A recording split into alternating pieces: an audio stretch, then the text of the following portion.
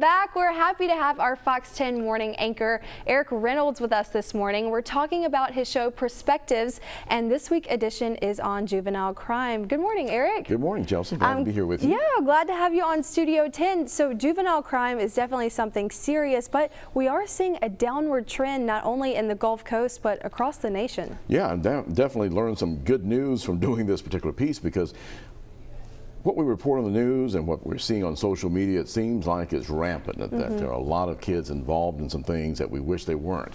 But when you deal with the numbers, both locally in our county and here on the Gulf Coast and nationally, it's been a 10-year downward trend as far as teens and juveniles committing these criminal acts, number one, and then even the more violent acts. So that's the good news.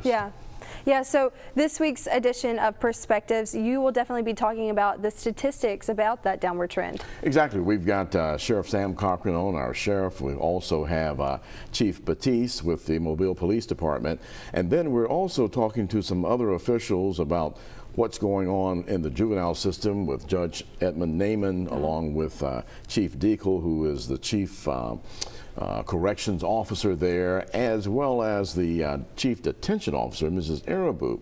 And each of them gives a perspective of what they've seen the last 10 to 20 years. In fact, Mrs. Arabu has been with the Strickland Center for 30 years. Wow. So she's been able to observe some trends and patterns and things have changed. And one of the questions we asked, why are we seeing more young ladies, though, committing crimes? So we get a good perspective. And then the most important part, we also talked to a community activist, and then you may know that Judge Naiman has that NEST program. So what's being done to make a difference? What more can we do? And some of the community people were saying that the community needs to be more involved and don't ask for money, but what can you do to make the community a better place? Of course. Now, what kind of crimes are we seeing that are being committed by these juveniles?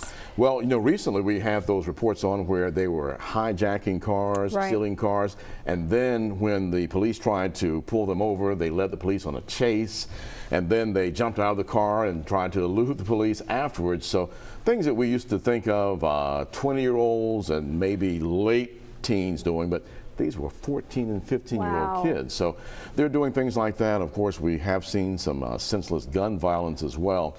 So things that we really don't associate with our younger kids, but we're now seeing them arrested and put into the Metro jail, not Strickland, because of the type of crimes that they've committed. And so Sheriff Cochran is having to deal with that issue, because that presents another problem, because they have to be housed, but not among the general population. Of course. Well, we are very excited that we are seeing a downward fall in this trend. Yes. But of course, you can find out all of these details on Perspectives, and just remind our friends at home when Perspectives airs. Sunday morning, 7:30, right here on Fox 10, of course, after Asha Staples with the Sunday Morning News, right before Chris Wallace. So we're in a nice little place there. And if you happen to miss it because of a busy Sunday morning, we will be on the website and YouTube as well. All right. Well, Eric, thank you. Yeah, thanks for having me. Of course. Now to see what Chef Nino and Joe are up to in the kitchen.